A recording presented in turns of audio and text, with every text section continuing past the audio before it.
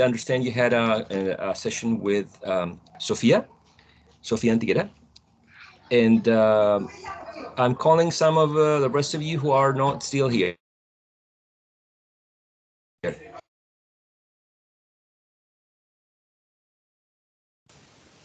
Yeah, Professor, most of them are still in the other meeting, so maybe that's why. Yeah. Probably the best option would have been for me to go to the other meeting, but I did miss the meeting, so I'm sorry about the inconvenience. It's better to move one person to one room than moving many to another one, right?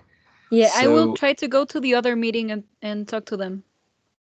appreciate it. Maybe Thank you they so haven't. Yeah, yeah. much. Hi. Okay, I'm going to ask. Hello. Just a couple of questions to link this session with the previous session. Okay, so my first question is for Esteban. Esteban, what do you do the previous session? With um, like a couple of minutes ago, Yeah, or okay. last class. Like the previous session before the break. We studied the stress on the syllables. Mm-hmm. We worked with some words, trying to separate them in syllables. All right. Thank you so much. And Let me ask someone else, Esteban. Thank you so much because you gave the starting point for what's next. Ninoshka, what else can you complement Esteban's answer? Just a quick reminder of what you were doing. You dividing the syllables in different words. They had the different length, right? 2 syllables, 3 syllables, 4 syllables. What else were you doing, Ninoshka? What you can remember?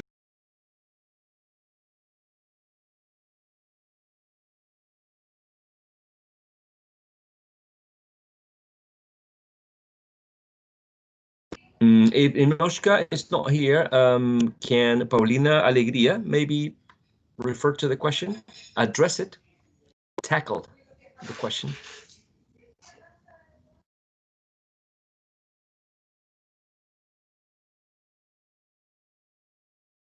I'm sorry, teacher. I have a problem with my connection with internet.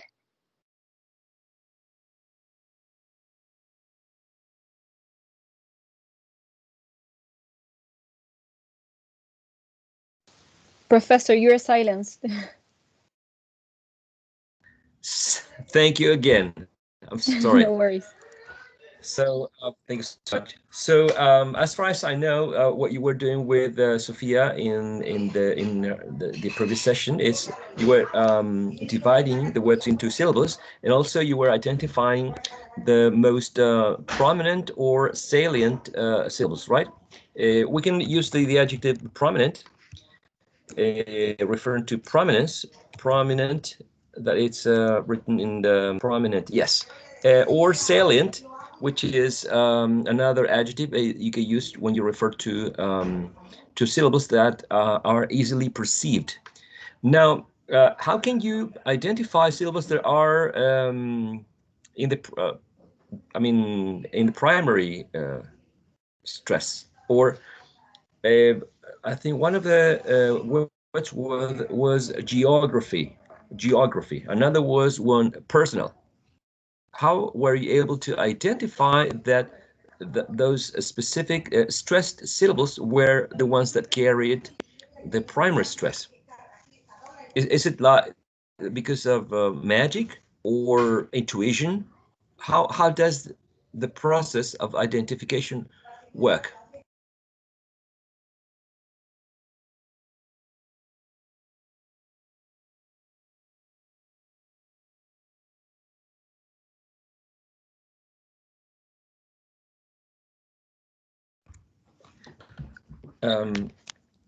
My question is basically connected with this. I don't know if I have shown you this presentation. If I have, please bear with me. But the point is that I want to clarify some aspects from the theory. So when we talk about stress, we refer to stress as a perception from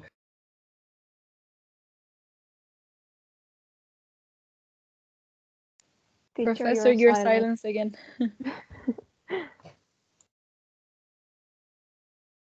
Thank you so much. I'm sorry for that inconvenience. The point is that there's a little bit of noise around, and if I'm not talking or speaking, you know, as probably you do, but anyway.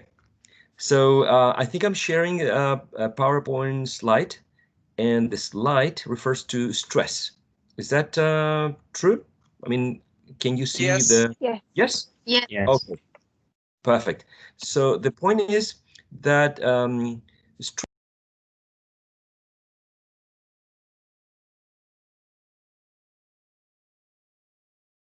Teacher.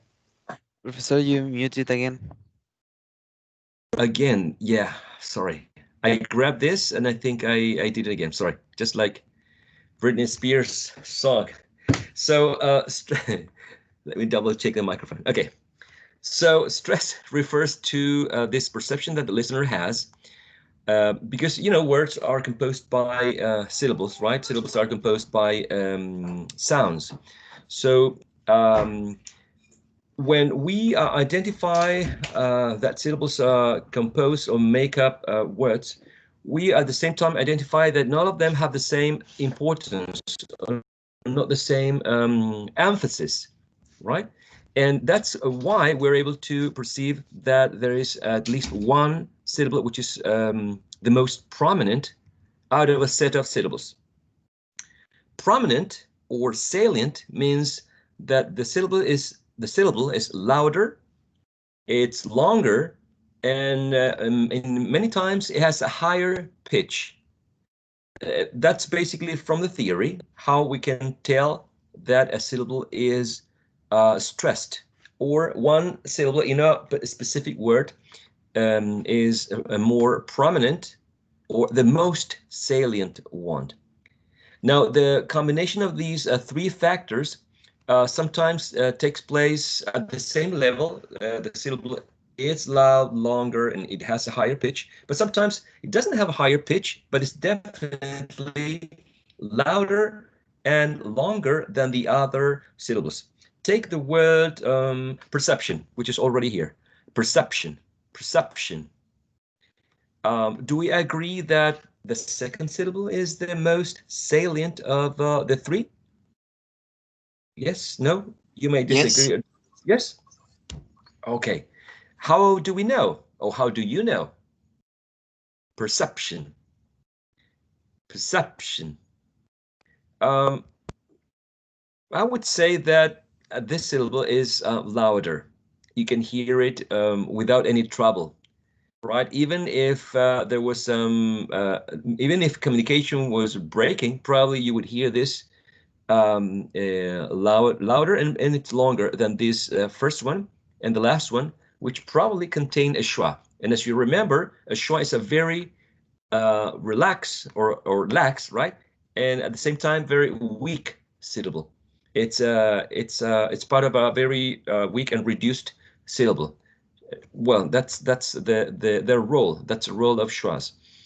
So that's how we can identify a syllable which carries a primary stress. Okay, remember the three factors. It's louder than the other ones. It has a higher pitch, and it is longer than the rest. Okay, and if we can see the examples at the bottom, that I'm sure Tamara will not have any trouble reading aloud. Is that true, Tamara? Do you think you could read aloud the examples at the bottom? I'm saying the ones here in the transcription.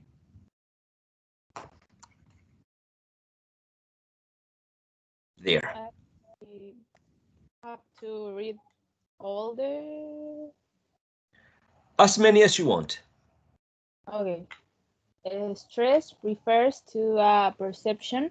When a syllable is perceived as more prominent, it is said to be stressed. There is a combination of factors in making a syllable stressed: greater loudness, higher pitch, and greater length. Examples, I can see examples. Okay, you cannot see the examples. And can anyone read them aloud? Thank you so much, Tamara. Can anyone read them aloud? I can. Okay, thank you so much. Go for it. Atlas, support, anchor, computer, and so far. Okay, excellent. So let me give you some clues that can help you with the primary stress. We see this stroke that we can call a primary stress, right? The primary stress is right there. It's a stroke that we can see in the upper left hand section before the syllable, right? So atlas and not atlas, support and not support, right? Anchor and not encore, etc., etc., right? So this one is computer and sofa, as the man read. Sorry. And the idea is that this visual clue give us an insight on which is the syllable, which is going to be the longest, the loudest, right, and the highest in terms of pitch. Okay. So as you can see, in the syllables in which the stress syllable is not, I mean, all of them are unstressed, we can see a schwa. A schwa is always present in unstressed syllables. Always an unstressed syllable, or most of the times we'll have a schwa. Okay, so is it clear this slide in terms of what loudness is, pitch and length? Do you think you have questions or comments about that? What if I ask you to refer to this as abstract concept? Do you think you would be able to define them? Mrs. Saavedra, do you think you would be able to define what length, pitch, and loudness is? Which one of them is? I'm not sure. Okay, all right. So let's take a look at the next one, the next slide, because this one deals with loudness. So, Mr. Saavedra, do you think you could read this slide, please? Loudness. This means the sound is produced with more energy, usually with an open vocal tract and voicing. As vowel sounds are louder than consonants, that are described as more sonorant. Loudness has to do with a great, sorry, I'm reading so bad. Loudness has to do with a greater muscular effort, which results in a more dense and bigger airflow. Alrighty, you're not really bad. You're really okay. I mean, you have to be more energetic, but that's all. Okay, but reading aloud, this is good. It's good, Juan. Okay. So, yeah. So loudness. If you look at the picture, it's quite self-explanatory. The guy is talking to a very loud person who's yelling at him, and yelling implies that the voice grows louder, right? Or very loud as to be almost unpleasant. So the idea here with loudness is the energy that comes out in specifically in terms of the airflow that is used when you're producing the sounds, and also because there's a bigger amount of airflow coming out, so that sound is louder, right? There is a greater muscular effort, because that's sort of correlated. More muscular effort, more or a bigger airflow, right? Vowel sounds are more sonorant, because if you remember, all vowel sounds are produced without any friction, right? Without stopping them, without any obstruction, like when we produced consonant sounds. When we produce consonant sounds, we stop them, we stop the airflow, we produce some friction with some part of the vocal tract. We partially stop and then we release the airflow when we produce affricate sounds. So definitely vowel sounds are louder than consonant sounds, right? So some vowel sounds are even going to sound louder than others. I guess ah is going to sound louder than e, because definitely the jaws are more separated and there's more space for the airflow to leave the oral cavity. So okay, so that's loudness. That has to do with the amount of airflow and the amount of muscular effort produced in order to articulate a sound. The next one is pitch. Okay. Does anyone is anyone interested in reading this section aloud? So Tamara says that CG nos informó que hoy de 6 a 7 hay horario protegido, ya que hay una asamblea a nivel universidad. De hecho, la asamblea ya comenzó. Okay, so I'm not going to disrespect this. I did not get an official message, but I totally understand that that this is something that it might be official. I really think that teachers also should receive an official information through the institutional email saying that there is a change of activities, particularly when they affect academic activities, and considering that according to your schedule and my schedule, the modules called Horario Protegido go from 2:30 up to 4:30. So if any meetings are to be held at an institutional level on the part of students or academics or anyone at the university, I guess that's the moment in which all meetings should be scheduled. Okay, that's my personal feeling. I think it's not something that first, teachers should be informed.